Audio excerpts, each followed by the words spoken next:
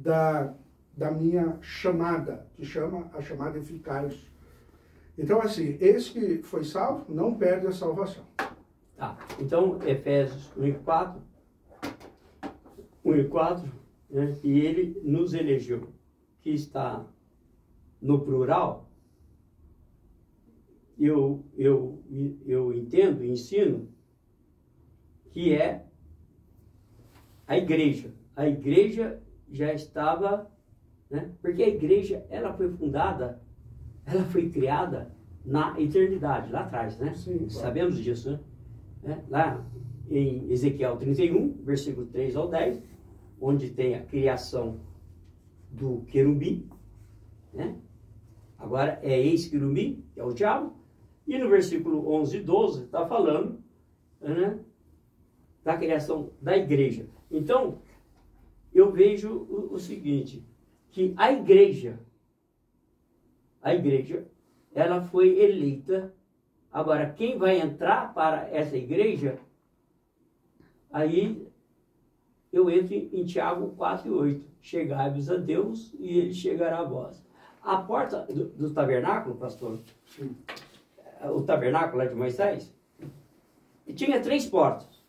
Sim. A primeira porta é Sha'ar, que quer dizer escancarar. A segunda porta, que entra no lugar santo, é Paroquete, que você tem que estar com a espada afiada, que era os sacerdotes que iam trabalhar durante o dia ali. E o véu era também uma porta chamada Patar, que é pela força. O sumo sacerdote tinha que empurrar aquele véu sozinho. Mas pegando a primeira porta aqui, Sha'ar, que é a entrada para a salvação, que a porta está escancarada, é como se nós abríssemos essa porta do estúdio, as pessoas estivessem lá fora. Olha, eu não vou colocar ninguém aqui dentro. A porta está escancarada. É só entrar. Vinde a mim, todos os que estáis cansados e oprimidos, e eu vos aliviarei. Vem. Então, o primeiro passo, claro, que o primeiro passo na eternidade foi Deus. Isso aí não... Quem deu o primeiro passo de enviar o seu filho, de matar o seu filho antes da fundação do mundo, para nós, aí é onde entra aquele texto lá de João: não fosse vós que me escolhesse, mas eu escolhi a vós. Então, o primeiro passo de vir ao homem, de encarnar e vir resgatar esse homem, o primeiro passo foi Deus. Mas estando aqui na Terra, por exemplo, Pastor, o senhor vai ter que concluir, porque a gente está para o final e eu quero falar alguma coisa sobre isso.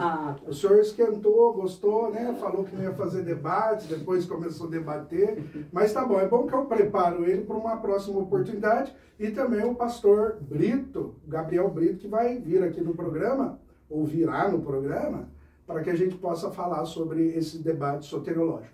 Mas, pastor, realmente está em cima da hora. Por gentileza, conclui. Quantos minutos tem? 30 segundos. É porque... 30 segundos? Não, tem que ser, porque senão eu não vou conseguir falar. 8h58. Fala 1 minuto, dá, né? Eu tá aqui no meu amigo aqui, que está comandando o tempo. Então, vamos lá, pastor. Vamos lá, então. Isaías capítulo 6, verso 8. Eu vou falar rapidamente. Tá. Uma voz toma Isaías. Foi a primeira encarnação da voz de Deus no corpo de Isaías. Não foi Isaías, seu presidente. A quem enviarei e quem há de ir por nós? Aí o Cristo fala na boca de Isaías: eis-me aqui, envia-me a mim. Aí o pai, no versículo 9 e 10, diz assim: meu filho, você vai nascer em uma geração perversa. E eu não estou interessado que essa geração se cure. Fale para que eles não entendam. E aí o Senhor Jesus começou a falar em parábolas, para que o povo não entendesse. Mas aí tem um papo, uma conversa do pai e o filho. Mas pai, e os interessados? Aí o pai fala, para os interessados, você chama a parte e revele, não fale em parábola, e revele o segredo do reino. Então, o Jesus ensinava, pregava e curava. Ele ensinava 5, 6, 7 horas, pregava mais umas 3 horas. Lá no final do dia, ele curava todo mundo. Mas depois ele mandava aquela multidão embora e depois ficava uma turma e perguntava assim, mestre, nós estivemos o dia inteiro com o senhor e nós não compreendemos nada. Não, aí Jesus, então vem aqui, aos interessados, eu vou explicar para vocês. Não vou falar parábolas, não. Então, o evangelho é para os interessados. Sim. Vai? Agora eu deixo com você. Beleza. Pastor, primeiro, o pastor falou várias coisas, mas eu vou tentar captar e concluir, né? A gente acabou passando aí, voando, e o pastor acabou aqui entrando num certo debate. Que foi bom, sentiu segurança aí, ficou tranquilo, né, pastor? Mas Efésios, quando o pastor fala, Paulo está escrevendo, e a carta mais eclesiológica da Bíblia, às vezes a gente acha que é Atos, né? Mas a carta que fala de eclesiologia é a carta aos Efésios. E quando Paulo fala em Efésios 1:4, nos escolher, ele está falando da igreja, ele não está escrevendo para um público geral, ele está falando para a igreja. Aí eu não acredito na eleição corporativa, embora haja esse tipo de eleição, mas a partir da prerrogativa individual. Porque o indivíduo com 2 se torna coletivo. Agora, isso não quer dizer que Deus escolheu pessoas numa corporação, estando ou não nela. Deus escolhe indivíduos e salva pessoas. E nós tentarmos corporativizar é uma maneira de mudar a eleição de lugar, mas independente, seja calvinistas ou arminianos, há uma eleição, que a Bíblia apresenta a eleição. A ideia é, está no corpo é salvo, está fora do corpo não é salvo. E dentro da perspectiva que eu defendo, Deus salva pecadores, e esses pecadores que estão no corpo são indivíduos. Ou, por exemplo, eu faço sempre uma ilustração assim. Imagina chegarmos nos céus e de repente ele olha e fala, nossa, pastor Mauro, o senhor está aqui? Ah, não sabia que o senhor estava junto com a corporação. Claro que Deus, para eleger uma corporação, ele elegeu um indivíduo e tratou e trabalhou eficazmente ele. Quando o senhor citou Efésios, Tiago, né? Chegai-vos a Deus, que ele chegará a vós, mas esse caminho começou lá em João 15,16, como o senhor disse.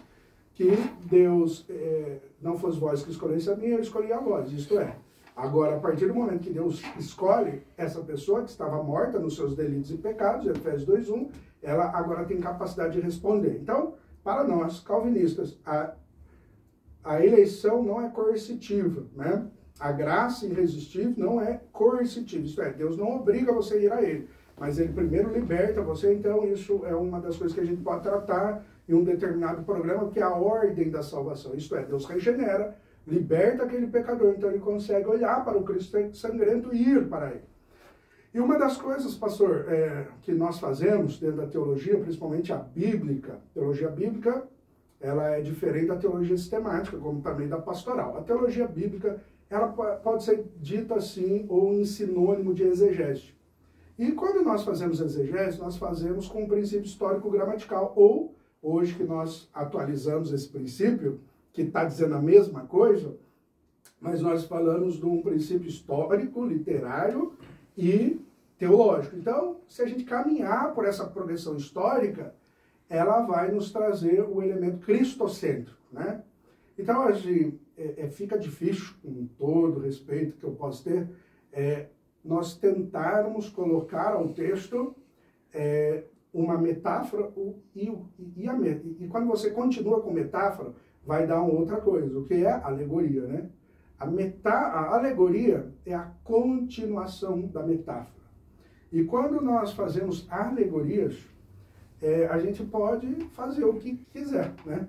E uma das principais importâncias, então, tratar o texto não necessariamente na palavra etimológica, mas na semântica.